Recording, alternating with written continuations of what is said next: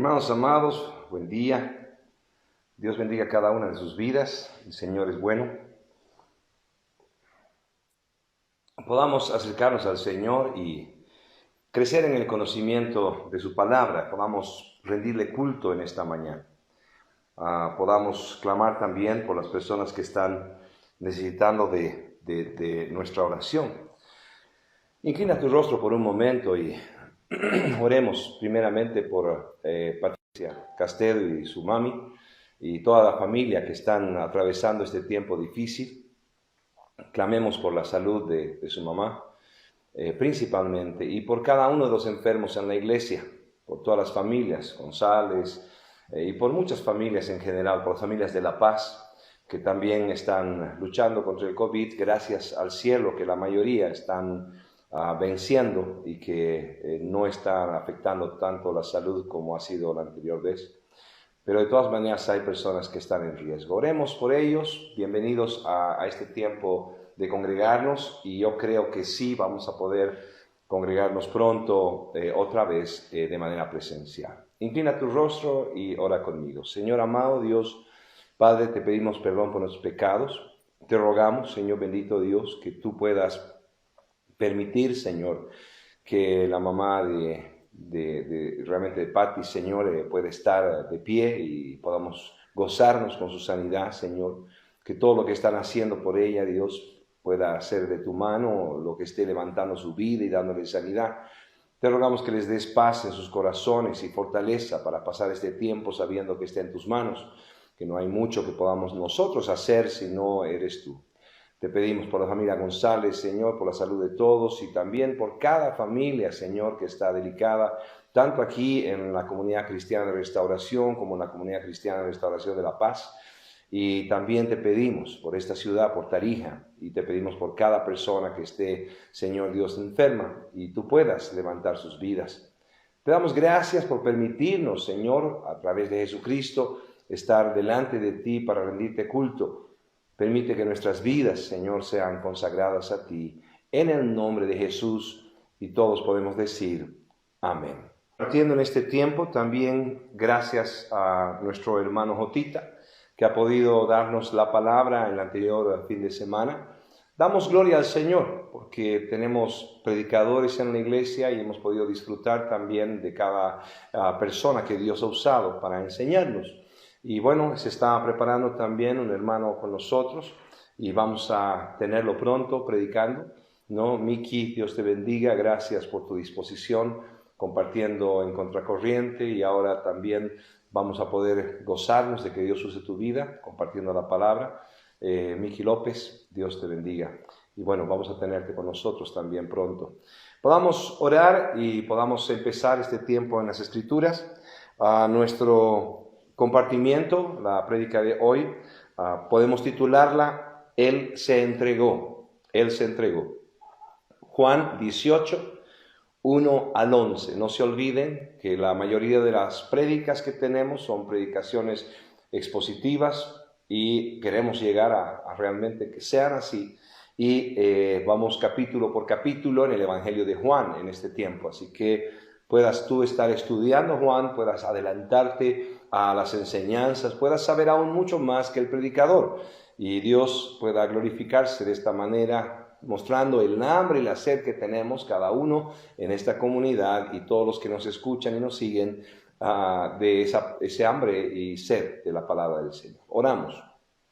Señor amado, te damos gracias por lo que estás haciendo con nosotros, Padre, porque nos permites en este día presentarnos delante de ti, rendirte culto. Tú eres digno, Señor. Tú eres digno, Dios. Bendecimos, Padre, la vida, Señor amado, de nuestro querido Pato también en La Paz, que nos bendice tanto, Señor, transmitiendo esto por YouTube y que constantemente tenemos la posibilidad de volver una y otra vez a escuchar las prédicas y volverlas a ver y aprender mucho más de ti, Señor. Bendecimos la vida de Pato, bendecimos la vida del pastor Carlos, Señor, en La Paz, Carlos Sanabria, Dios bendito, y a cada uno en la comunidad cristiana Restauración. Bendecimos la vida de nuestro amado pastor también, Osmar, que está en Santa Cruz, que el culto de hoy y cada enseñanza que esté dando en Santa Cruz sea de mucha bendición, y con tu gracia, Señor, tanto en La Paz, en Santa Cruz y aquí en Tarija,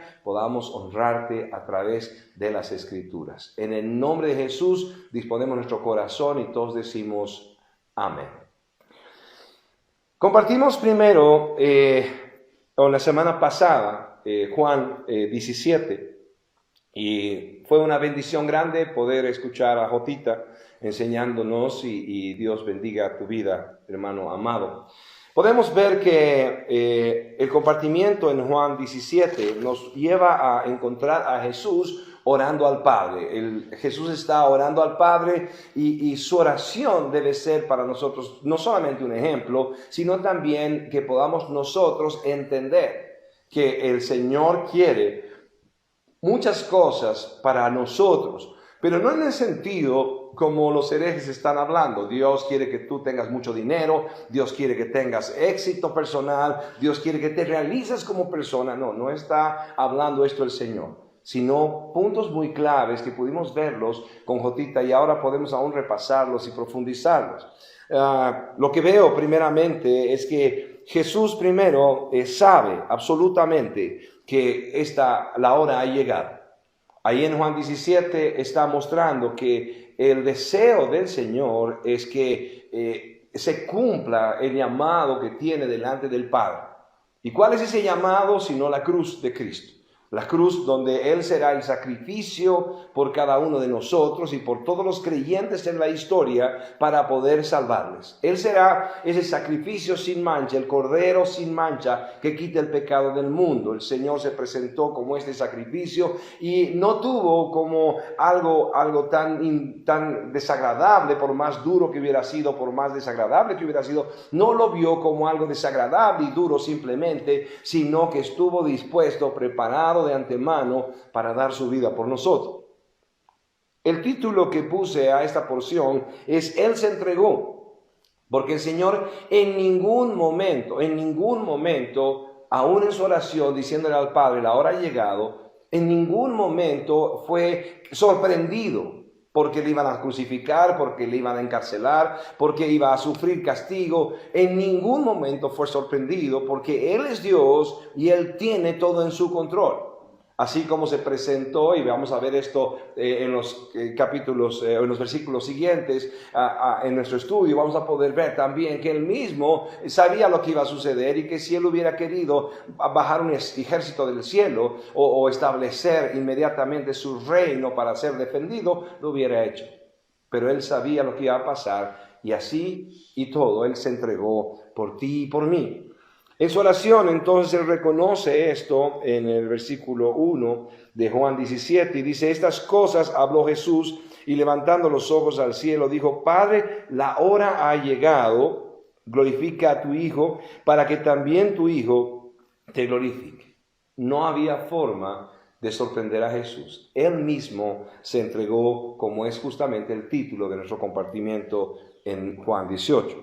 Pero vemos todavía la oración de Jesús en Juan 17, y recordamos que Él dice claramente en los versículos 2, 6 y 9 que iba con esto salvar a aquellos que el Padre le había entregado, que el Padre le había dado. Y este es un problema en general, porque el universalismo en la salvación, el que el Señor vino y salvó a todos en la cruz del Calvario y solamente uno tiene que levantar la mano y ser salvo, es algo que no dice la Escritura, sino que en la oración misma de Jesús, el Señor dice que va a salvar a los que, el Señor Jesús dice al Padre que Él va a salvar a aquellos que el Padre le dio, a aquellos que el Padre le dio. Nuestra perversidad es tan grande que toda la humanidad entera, en toda la historia y en todos los momentos y para siempre, somos dignos de condenación, de juicio y de infierno, porque somos solamente pecadores y perversos, pecadores.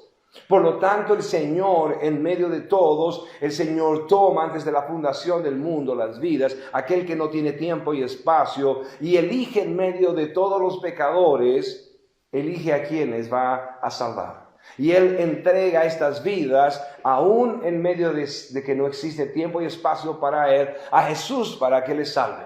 Y así la muerte de Jesús se hace efectiva para aquellos que Dios mismo dio al Hijo puedan ser salvos. Puede ser que esta discusión continúe hasta el fin de la historia universal, como puede haber una discusión teológica al respecto, pero no encuentro otra cosa en la Biblia. Dios eligió tu vida para salvación y por eso Cristo es tu Salvador. Ahora, puedes tú rendirte hoy y decirle, Señor, gracias porque yo sé que no merezco y tu salvación vino a mí. Vemos nosotros en la oración de Jesús en Juan 17, que pudimos estudiar la semana pasada, que el instrumento de salvación que acompaña a la cruz es la palabra. Porque vemos en los versículos 6, versículos 8, versículos 19, vemos nosotros cómo el Señor dice, han guardado mi palabra, santifícalos con tu verdad. Tu palabra es verdad, constantemente la palabra tiene un protagonismo porque es la palabra de Dios, es la palabra inspirada por su Espíritu, que cada creyente la recibe y aún cree en Jesús y también va alimentándose y santificándose a través de la misma Escritura.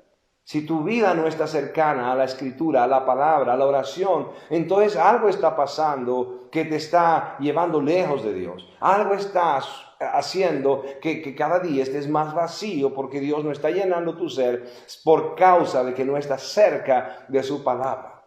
No nos olvidemos, a través de la palabra el Señor salva, a través de la palabra el Señor santifica. Y el centro del Evangelio en su palabra es la cruz de Jesucristo. Vemos también que el deseo suyo, la petición, es que haya unidad entre nosotros. Versículos 11, 21, 22 y 23. Una y otra vez el Señor recalca que tengamos unidad. Es tan real. Algunas personas dicen la iglesia cristiana no está unida, más bien todo lo contrario, está dividida. Yo tengo la razón, no, yo tengo la sana doctrina, no, yo la tengo, no, están equivocados, estos son herejes o no son herejes. La iglesia de Cristo no está unida y esto es falso, absolutamente falso. No podemos nosotros dejar la doctrina a un lado para unirnos con quienes están o haciendo un negocio de la iglesia o aquellos que se creen intermediarios de Cristo como si fueran el oráculo mismo de Dios para poder estar en medio entre Dios y los hombres para decirles lo que Dios quiere, lo que Dios va a hacer y aún dirigiendo y manipulando las vidas en nombre de Dios. No podemos unirnos a ellos porque esto no es cristianismo. Puede ser metafísica, esoterismo, puede ser cualquier culto, cualquier cosa que, aún religión, que se llame cristiana, pero no lo es. Pero la iglesia siempre estuvo unida, el deseo de Dios se cumple en toda la historia, la iglesia está unida en Cristo Jesús. Por lo tanto, aquellos que el Señor salvó y permanecen en la palabra suya, al ser guiados por el Espíritu de Dios, están predicando en los fundamentos una misma doctrina. Por lo tanto, estamos unidos, absolutamente unidos. Donde he viajado, al país que he llegado, a la ciudad que he llegado, he encontrado vidas que predican una sana doctrina, que creen en Jesucristo como Salvador y no como un negociante o como un comerciante que está produciendo simplemente riquezas, dinero y éxito para los hombres, sino aquel Dios que es digno de culto y que nos centramos en Él y no en nosotros, aquel que nos salvó para que vivamos no más para nosotros sino para Él. Por lo tanto, la iglesia de Cristo siempre permaneció unida. Y la oración de Cristo al Padre es que sean uno como tú y yo somos uno, que vivan realmente en unidad. Y aún esta unidad también en su oración muestra el amor de Cristo, por el cual muchos, viendo este amor entre nosotros, creerán en Jesús como el Salvador. Personas defectuosas como nosotros, pecadores como nosotros, amándose entrañablemente por causa de Cristo. Más de uno de nosotros puede decir con claridad que somos familia y ni siquiera hemos pasado años juntos, pocos días, pequeños tiempos que hemos disfrutado juntos y Nos vemos como hermanos, nos vemos como familia, reconocemos que el amor de Dios está en nosotros, que la obra del Señor es perfecta en unidad para nosotros. Vemos también y recordamos que en medio de la oración, el Señor también muestra su deseo de permanecer con nosotros por la eternidad. Y ora al Padre y le dice: Padre, yo quiero que estén donde yo estoy. El deseo del Señor Jesús, no solamente aquel que habita en nosotros, el Padre, el Hijo y el Espíritu Santo, y el Señor Jesús habitando en nosotros, juntamente con esta plenitud de la deidad, no solamente quiere permanecer en nosotros, sino que quiere que estemos donde Él también está. Y este es el cielo. Él está en el trono de Dios y quiere que estemos nosotros cerca de Él, que estemos toda la eternidad juntamente a Él. Pregunto: si tú quieres cumplir el deseo de Dios de estar unidos, el deseo de Dios de permanecer en su palabra y ser santificado en su palabra, el deseo de Dios de estar con Él para siempre.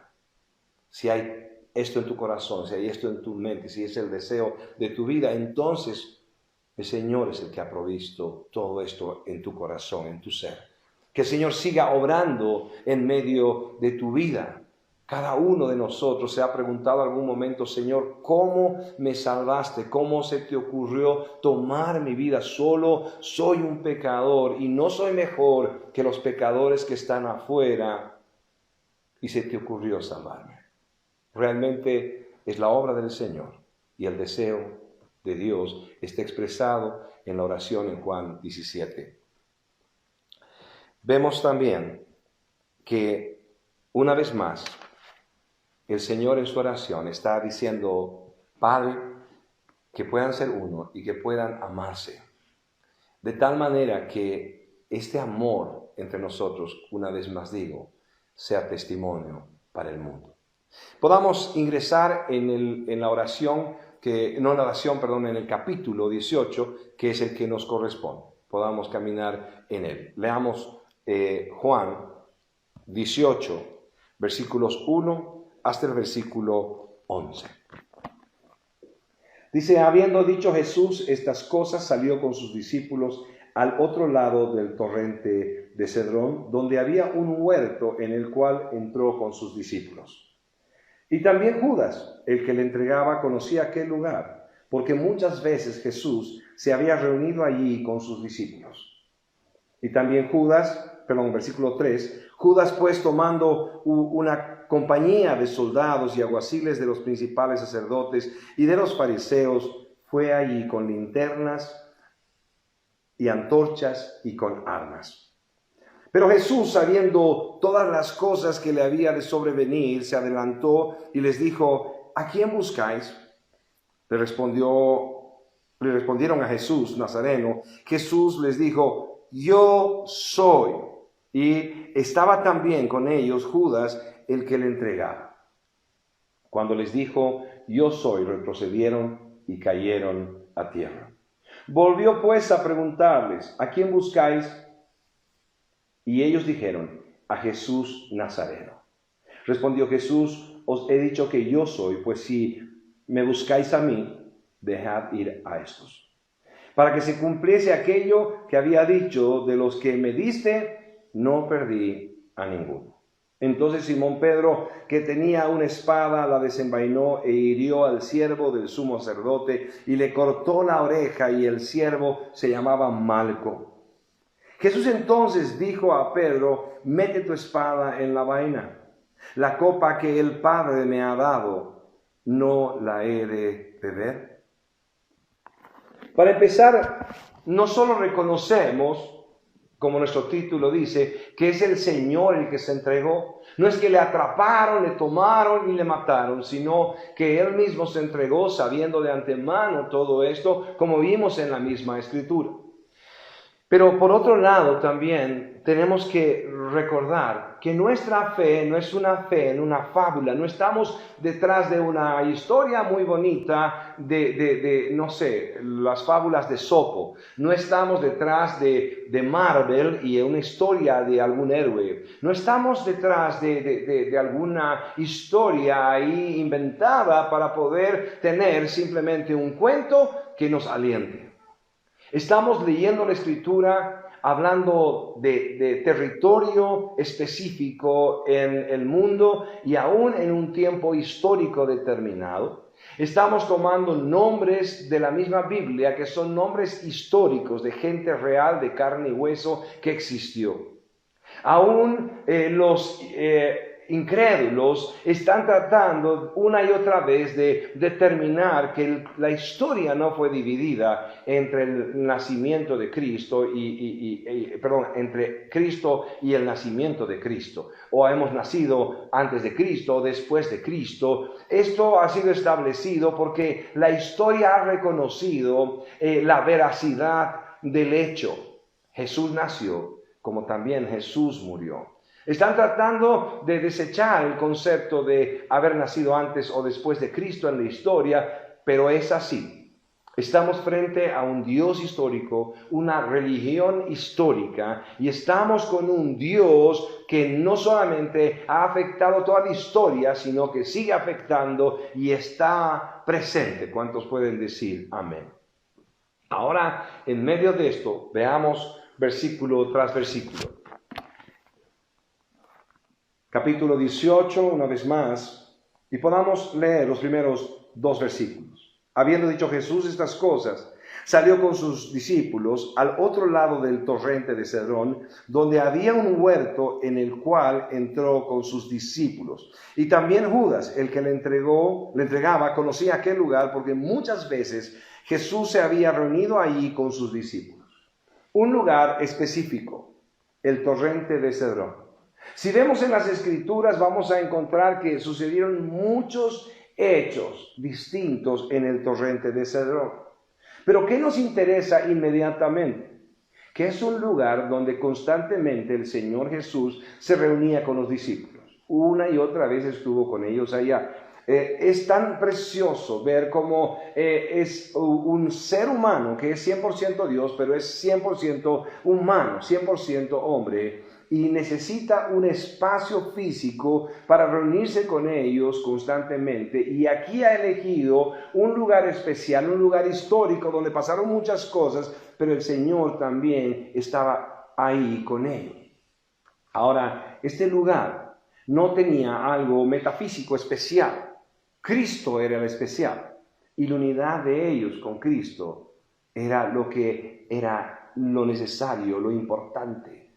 Y tú y yo debemos tener no un lugar físico como que este es mi altar donde realmente yo encajo. Me acuerdo que vimos una película que era Cuarto de Guerra. Fantástica idea, tener un lugar específico donde esconderme y orar. Pero el lugar no es el especial. El lugar no es especial, Dios es especial. Mi tiempo de comunión con Él es especial. Lo principal, lo fundamental es que yo esté con Él, no el lugar. Si es bueno que establezcamos un lugar porque es más silencioso, tiene menos luz, donde nadie nos molesta, está bien. Pero no traigamos una idolatría al lugar. No hagamos parte del momento sagrado el lugar como si fuera algo tan especial, porque el Señor es especial. Y en todo tiempo el Señor está con el creyente. Y cuando el creyente, aquel salvado por Jesucristo, abre la boca, piensa o levanta la voz, su Padre, su Dios, está atento a su clamor. Ahora, está Jesús con ellos reunido en este lugar donde ellos se han reunido muchas veces. Versículo 2 muestra cómo Judas, aquel que le iba a entregar, conocía bien este lugar. Y tristemente, para Judas es algo como la idea sorpresiva para tomar al maestro, para pescar al maestro y venderle.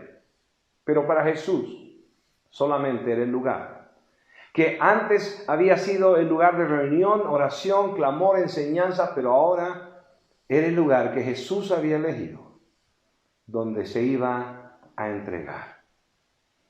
Versículo 3 dice: Judas pues, tomando una compañía de soldados y alguaciles de los principales sacerdotes y de los fariseos, fue allí con linternas y antorchas y con armas. Primero vemos que fue con una compañía. 600 hombres era una compañía. 600 hombres para tomar preso a uno que posiblemente estaba con 11 hombres alrededor suyo. Mientras tanto, Judas estaba planificando todo para que ese día sea el día de la venta de su Señor, de su Salvador posible. Obviamente para Judas no era Salvador, pero era el Salvador de los hombres que estaba siendo vendido por él, pero no iba a ser sorprendido. Otra vez él se estaba entregando. Pero 600 hombres fueron a arrestar a Jesús.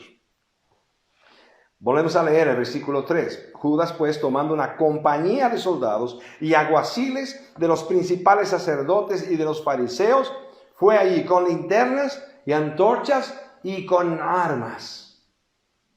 ¿Cómo puede ser que el mundo entero utilice todos los recursos que tenga ahí en medio de todo un armamento bélico y toda la formación que puede tener un soldado y preparar todo esto para tomar a Cristo? Si le hubieran preguntado a Cristo: ¿quieres venir con nosotros? Una sola persona ese día le hubiera dicho: ¿quieres venir conmigo? ¿Quieres venir con nosotros?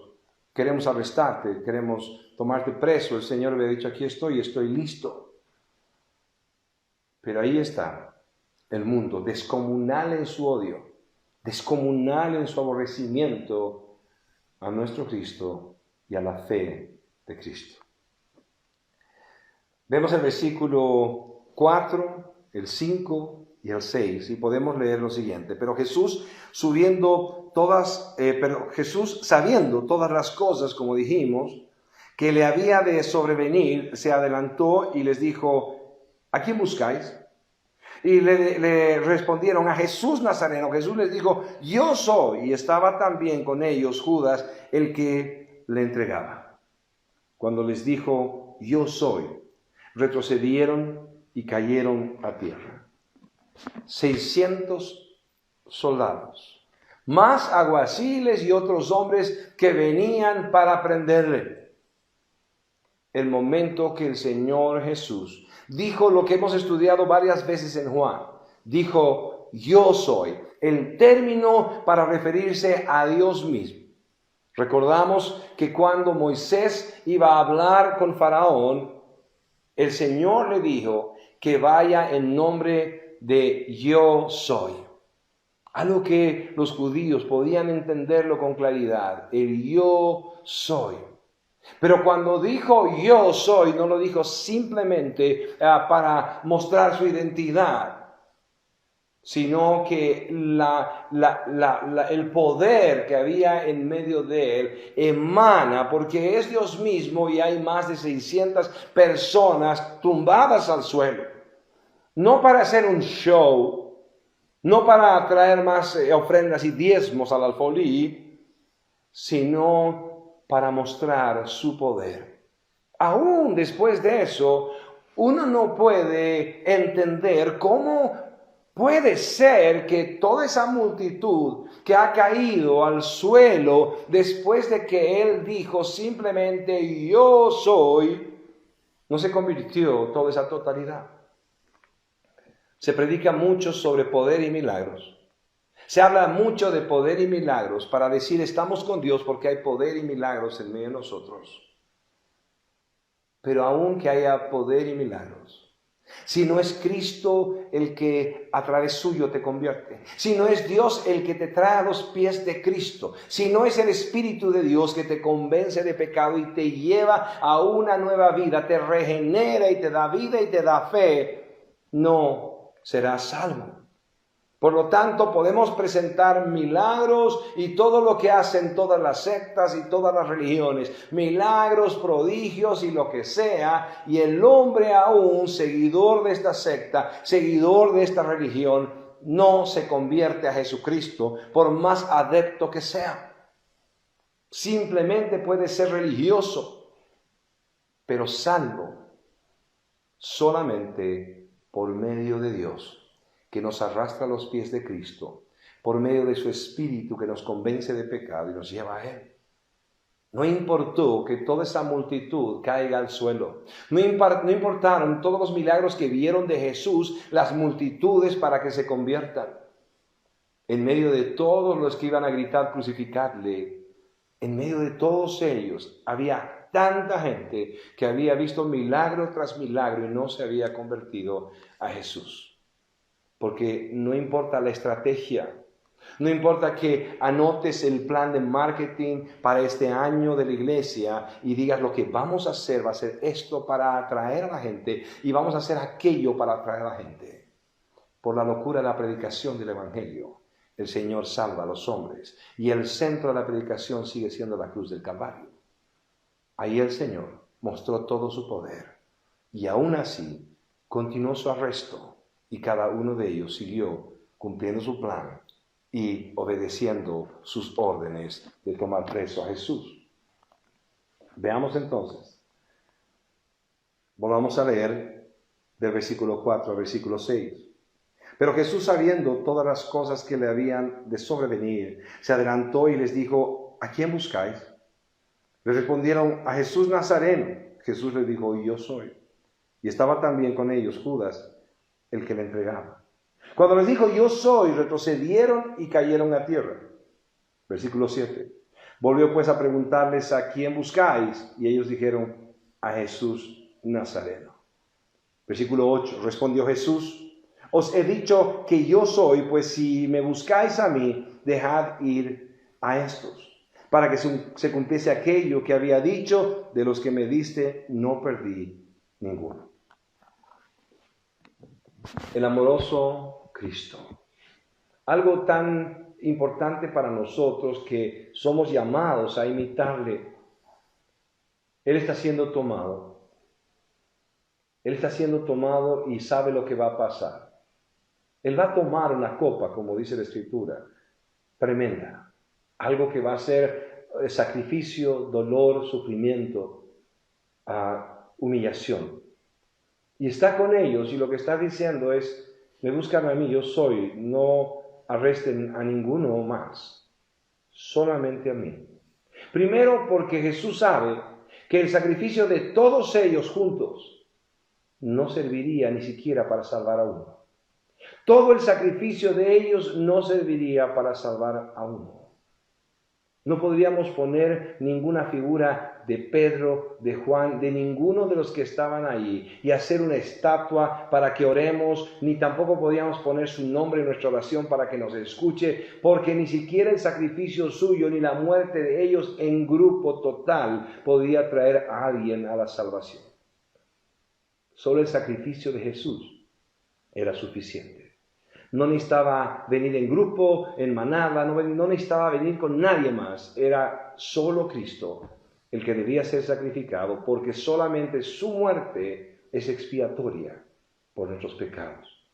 Esa es la primera cosa que yo puedo ver en medio de la actitud de Jesús.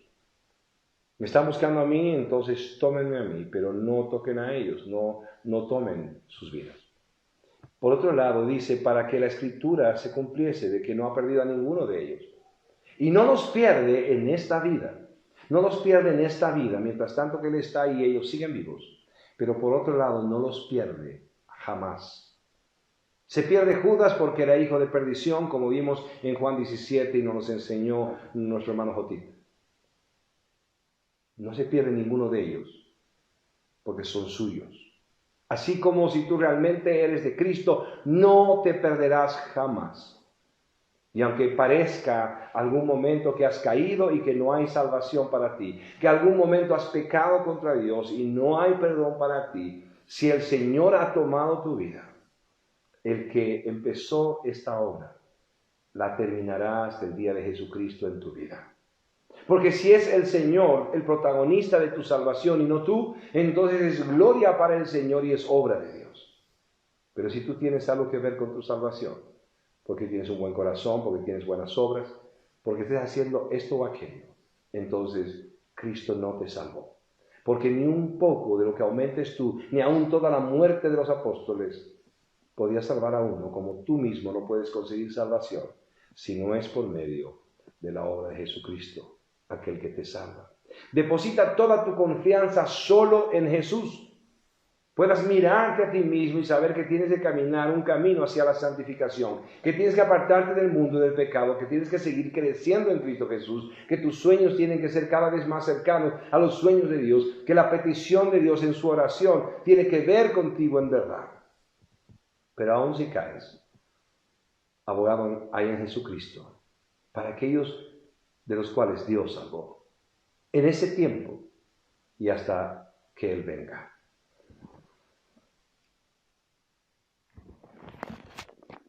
Continuamos la escritura. Versículo 10 dice: entonces Simón Pedro, que tenía una espada, la desenvainó e hirió al siervo del sumo sacerdote y le cortó la oreja derecha, y el siervo se llamaba Malco. Pedro siempre osado, siempre valiente. Alguien decía, no, Pedro fue un cobarde porque negó a Jesús 3 veces, así como el Señor profetizó y dijo que iba a cantar el gallo después de que él le negase. Pero yo quiero preguntarte si es que había algún discípulo más ahí en medio del momento donde el Señor es apresado, si había alguien cercano de los discípulos. El único osado y valiente fue Pedro. Los demás ni siquiera estaban ahí para negarle. Y fue tan valiente que estuvo en medio. Y aquí otra vez el valor de Pedro, que quiere defender a su Señor, que quiere salvarle al Señor. 600 y más hombres, y está Pedro con su espada cortando la oreja de uno y presentándose como el defensor de Dios. Vemos el valor de Pedro, la osadía de Pedro. Pedro puede ser que no hubiera entendido el mensaje, seguro, porque el Señor había dicho que esto iba a suceder, que él iba a morir y iba a ser entregado por cada uno de ellos. Pedro estaba creyendo que él iba a impedir que el Señor sea apresado, muerto, etcétera, etcétera. Era su amor, su deseo, como todos nosotros, que equivocadamente hacemos sacrificios y una y otra cosa para poder conseguir algo de Dios. Equivocados porque a veces queremos defender a Dios. Y alguien habla mal de Dios o alguien dice una herejía y nosotros saltamos y decimos, no es así, es el colmo, ¿cómo vas a decir esta tontería? O no vas a hablar así de Dios, ¿sabes que Jesucristo? No puedes decir, pues, no tenemos la posibilidad de defender a Jesús ni a Dios. En realidad podemos predicar una sana doctrina, tratar de corregir con amor, con sabiduría, desde abajo hacia arriba, corregir al que se equivoque. Podemos tratar de convencer aún al más equivocado, con amor, con misericordia, sobriamente. Pero defender al Señor es un error. Nosotros no podemos defender a Dios. El que necesita un defensor soy yo. El que necesita un defensor eres tú. Él es aquel que dice, yo voy a la cruz. Déjenlos a ellos, porque a mí me buscan. A mí deben condenarme, porque soy el sacrificio perfecto. Pero yo morí para que ellos no mueran. Yo fui sacrificado para que ellos no sean sacrificados. El concepto del Señor Jesús es que Él viene por nosotros. Nosotros no podemos tratar de defenderle. Nosotros no podemos hacer como Pedro y creer que vamos a quitarle, el sufrimiento o algo así a Jesús. Y tampoco vamos a defenderle. Nosotros necesitamos que nos defienda. Sigamos presentando el Evangelio de Cristo con humildad, con respeto.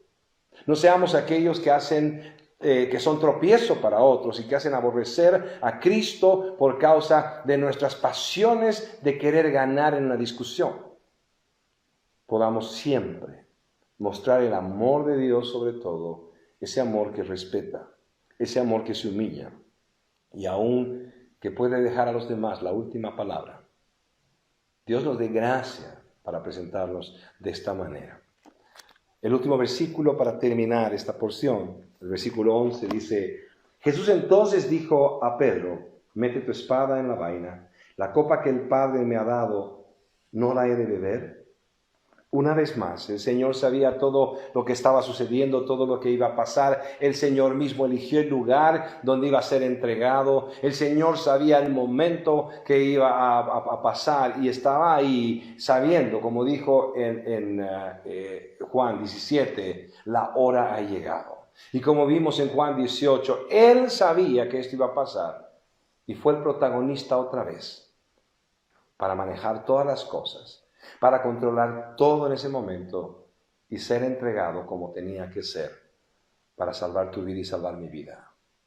Él tenía todo el control y el problema para ti y para mí es que creemos que somos nosotros que vamos a participar de manejar las cosas, de tenerlas en su lugar y poder afectar todo lo que está sucediendo, y hay tantas cosas que no podemos hacer. Él tenía el control ahí y Él mismo se entregó. Él tiene el control hoy día en tu vida. Y la entrega del Señor, si tiene que ver contigo, entonces tú puedes estar seguro o segura de que el Señor no te dejará jamás. El Señor no perdió a ninguno y no perderá a ninguno de los que Dios le dio. Dios ha tocado tu vida. Aférrate a Él. Y así voluntariamente como Cristo fue a la cruz, voluntariamente tú ven a Cristo y dile: Señor, aquí estoy, porque sé, Dios, no que tengo algo para entregarte, no que yo tengo algo para ti, no que yo soy alguien especial, sino que en tu amor y misericordia has mirado mi vida y has tomado mi vida. Dale gracias al Señor. Cierra tus ojos por un momento, habla con Dios personalmente.